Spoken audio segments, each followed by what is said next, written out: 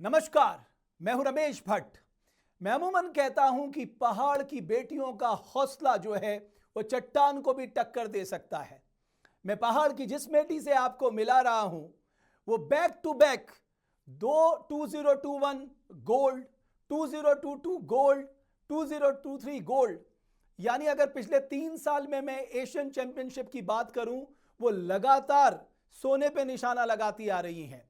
मुक्केबाजी में उन्होंने अपना ऐसा दम मनवाया है कि अब बड़े बड़े भी लोहा लेने से उनसे डरते हैं।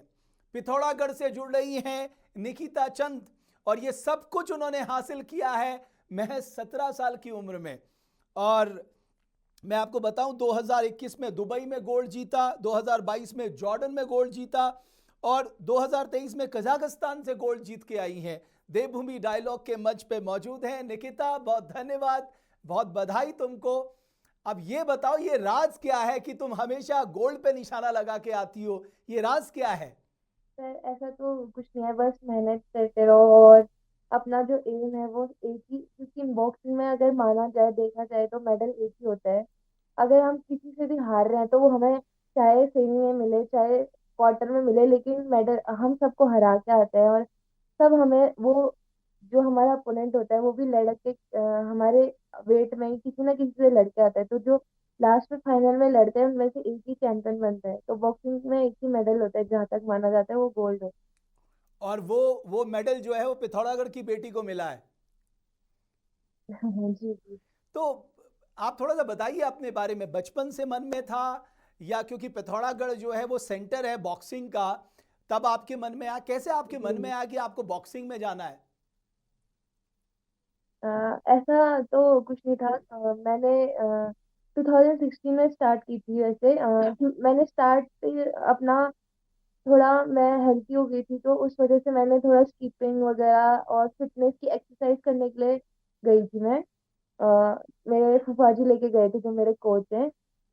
तो उसमें से धीरे धीरे जैसे स्कीपिंग की तो धीरे धीरे 1 2 मारना सीखा, क्योंकि उस समय 2 3 बच्चे बड़े बड़े दीदी और दादा लोग को सिखाते थे वो। हम्म। तो उनको देख देख के थोड़ा सिखाया उन्होंने बेसिक। तो तब से मैंने बॉक्सिंग शुरू की इस तरह से।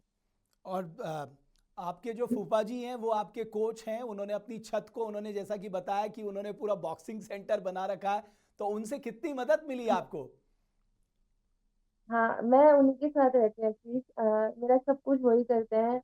मेरी ट्रेनिंग का जो भी शेड्यूल होता है वही देखते हैं, मेरी डाइट का। बाकी मेरी जो भी हेल्थ इश्यूज होते हैं, जितने भी साइकोलॉजिकल इश्यूज होते हैं, सब वही देखते हैं। नेशनल तक वो मेरे साथ ही जाते हैं, जो भी जब भी मैं नेशनल कोई खेलने जाती हूँ, नेशनल चैंपियनशिप। इंटरनेशनल में ऐसा अलाउड नहीं होता है कि आपकी कोई पर्सनल कोच है, क्योंकि जो बॉक्सिंग फेडरेशन ऑफ इंडिया है वो असाइन करती है कोचेस को। तो नेशनल तक वो मेरे साथ ही आते हैं, पूरा सपोर्ट मेंटली फिजिकली वही करते अच्छा, मुझे ये जो कजाकिस्तान में आपकी 3 फाइट हुई थी, क्वार्टर में, हैं। सेमी में और उसके बाद फाइनल में, मुश्किलात सबसे ज़्यादा कहाँ पर थी? सबसे ज़्यादा चैलेंजिंग किसको हराना लगा आपको? वियतनाम के बॉक्सर को, कजाकिस्तान के बॉक्सर को या उज्बेकिस्तान के बॉक्सर को? एक्चुअली मुश्किल तो किसी में भी नहीं था सर। मेनली वियतनाम के साथ मैंने आरएस की बाउट खेली थी फर्स्ट राउंड में, कि वो आरएस हो गया था, referee stop the contest in first round. और जैसे सेकंड मेरी सेमीफाइनल कजाकिस्तान के साथ हुई थी। एक तो वो होस्ट टीम थी, मतलब कि वही कंपटीशन हो रहा था, तो थोड़ा वो भी रहता है कि उस टीम को थोड़ा सपोर्ट किया जाए। तो मेरा थोड़ा सा उसमें रहा 5, लेकिन फिर भी मेरा 5-0 के डिसीजन से मैं उसमें जीती थी। फिर मेरा फाइनल उज्बेकिस्तान के साथ हुआ था, जिसमें बाउट एबंडन हो ओके। अच्छा, गई। हम लोग तो बॉक्सिंग में देखते हैं कि बॉक्सिंग चल रही है। थोड़ा निकिता बताओ, आप लोगों के दिमाग में क्या चल रहा होता है? सबको ये जानना चाहता है कि जब आप सामने वाले से फाइट कर रहे हो तब दिमाग में क्या चलता है? जैसे हम फाइट फाइट जब हम अंदर कर रहे थे तब हम उतना कुछ नहीं सोचते, बस कैसे मारे, कौन सा पंच मारे, कौन सा लग रहा है, बस यही दिमाग में होता है फाइट में। तो कितना, क्योंकि जो अटैक करता है वही जीतता है। जितना आज तक मैंने खेला है उसमें मैंने यही सीखा है कि जो ज्यादा मारेगा वही जीतेगा। तो हमें सोचना उससे पहले आता है, रिंग में जाने से पहले हम सोचते हैं कि हमने कैसा खेलना चाहिए, हमारी स्ट्रेंथ क्या है, हमारे पॉजिटिव पॉइंट्स क्या है।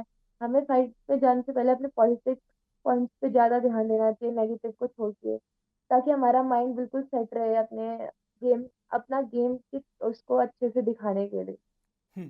एक और बात मैं आपसे करना चाहता हूँ कि अमूमन हरियाणा वगैरह में तो हमने देखा है, लेकिन जब आपने कहा कि मुझे बॉक्सिंग में जाना है और आपके फूफा जी आपके कोच बने, तो आपकी फैमिली ने अलाउ कर दिया था खुशी खुशी, या थोड़ा सा उनके मन में था कि पढ़ाई करके कुछ दूसरे काम करती ज़्यादा अच्छा था? नहीं नहीं सर, ऐसा कुछ था नहीं। एक्चुअली मैं उस समय पढ़ाई भी कर ही रही थी। उन्होंने बस बॉक्सिंग में स्टार्टिंग स्टार्टिंग में तो ऐसे ही डाला था, लेकिन सपोर्ट ही किया था। फैमिली से मेरा ऐसा कुछ है नहीं। उनका है कि पढ़ाई में भी है और बॉक्सिंग में भी। फिर रिजल्ट आने लगे तो फिर वो और खुश थे। तो अभी तो आप रिलैक्स महसूस कर रही होंगी, अपने घर में आ गई हैं, पिथौरागढ़ में आ गई हैं, वो हवा, वो साफ सुथरा पानी, वो साफ सुथरा आसमान। हाँ। जी जी जी, हाँ जी बहुत। तो डाइट में क्या क्या घर मिलता है? आके कुछ अच्छा भी पहाड़ी, लग रहा है। हाँ, कुछ पहाड़ी खाना भी रहता है डाइट में? हाँ, जैसे सर्दियों में मड़वे की रोटी हो जाती है, मट्ठा जो हमारा बनता है वो, और हमारा जो घी आता है वो मुंशारी का मैं वो करती हूँ ज्यादा प्रेफर, क्योंकि वो बहुत अच्छा लगता है मुझे, और अच्छा भी होता है बोलते हैं, इसलिए ये सब। तो अब आगे के लिए क्या सोचा? आगे की क्या सोच है दिमाग में? क्योंकि आने वाले समय में कंपटीशन टफ होंगे, ज्यादा बेहतर फाइटर मिलेंगे, तो क्या निकिता के दिमाग में चलता है फ्यूचर प्लानिंग के लिहाज से? फ्यूचर की प्लानिंग तो ये है कि जितना हम खेलेंगे, जितना हमें एक्सपीरियंस होगा, उतना हमारा गेम अच्छा होगा, उतना ही हम अच्छा खेल पाएंगे। तो फ्यूचर के लिए अभी तो अगले साल वर्ल्ड चैंपियनशिप है यूथ की, तो अभी तो मोस्टली फोकस उस पे है मेरा।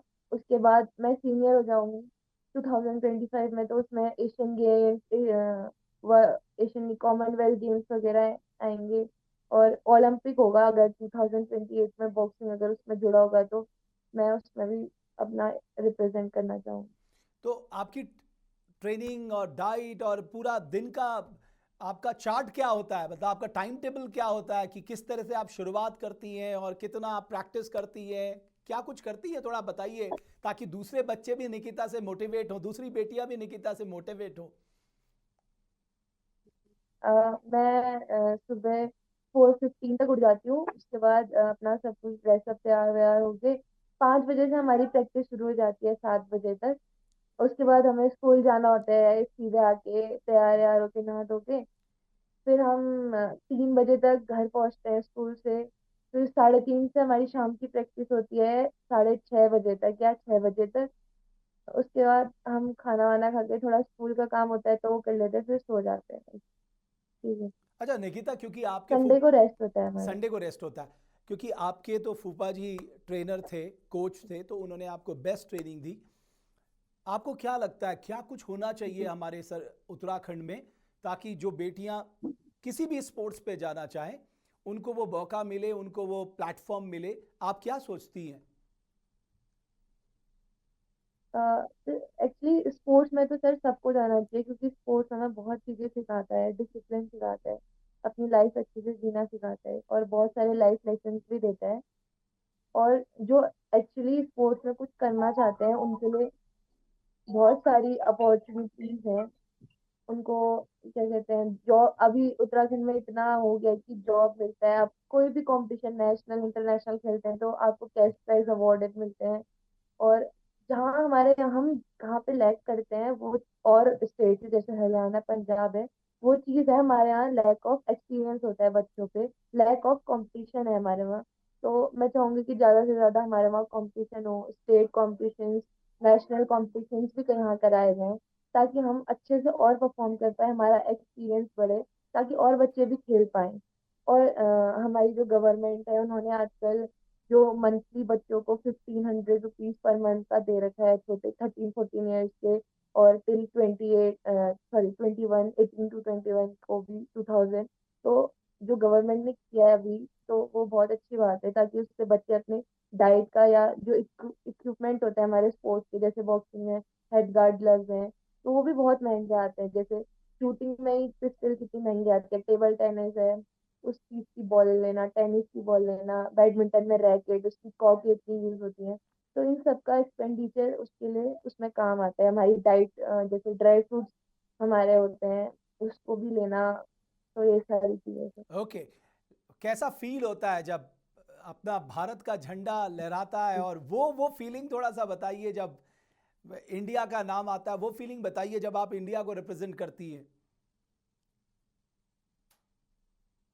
जब हम इंडिया को रिप्रेजेंट, बहुत अच्छा लगता है सर।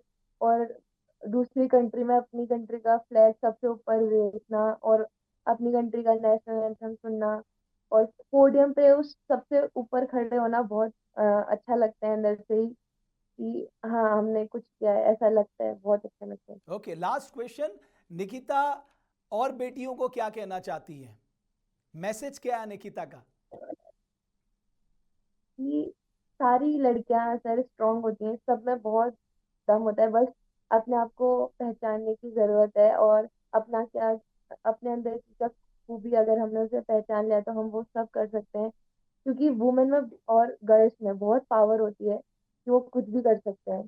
तो मैं बस यही कहना चाहूंगी कि अपने पैशन को पहचाने, अपने अंदर की स्किल को पहचाने और उस पर काम करें।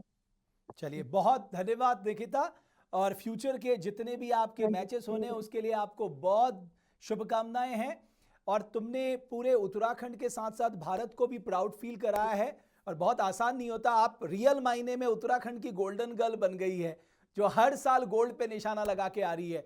फ्यूचर में भी इसी डेडिकेशन के साथ आप आगे बढ़ना और फिर से गोल्ड लाना, ताकि हम सबको फिर प्राउड करने का मौका मिले। बहुत धन्यवाद देवभूमि डायलॉग से बात करने के लिए। आपके कोच को भी मैं बहुत धन्यवाद देना चाहूँगा, और बहुत जल्दी मैं बताना चाहता हूँ कि विजेंद्र मल जी से मैं सबका आपको तारुफ कराऊंगा, जिन्होंने बहुत मेहनत की है इन बच्चों को यहाँ तक पहुँचाने के लिए। जल्दी वो भी आपको देवभूमि डायलॉग के मंच पे देखने को मिलेंगे। उनके अनुभव, उनकी बातें बड़ी दिलचस्प हैं, जितना मैंने उनसे बातचीत की है। Thank you very much Nikita, Devbhoomi dialogue से बात करने के लिए। तो उत्तराखंड की बेटियां जिस भी क्षेत्र में हो, धूम मचा रही हैं, चाहे वो एकेडमिक्स में हो, चाहे वो स्पोर्ट्स में हो, चाहे वो गीत संगीत में हो, चाहे वो स्वरोजगार में हो, चाहे वो एंटरप्रेन्योरशिप में हो। हर जगह आप देखेंगे देवभूमि उत्तराखंड की बेटियां किसी से कम नहीं है। उत्तराखंड बदल रहा है, समय लगेगा, लेकिन हम सही दिशा की ओर बढ़ रहे हैं। बहुत बहुत धन्यवाद आप सभी का हमारी इस खास पेशकश को देखने के लिए।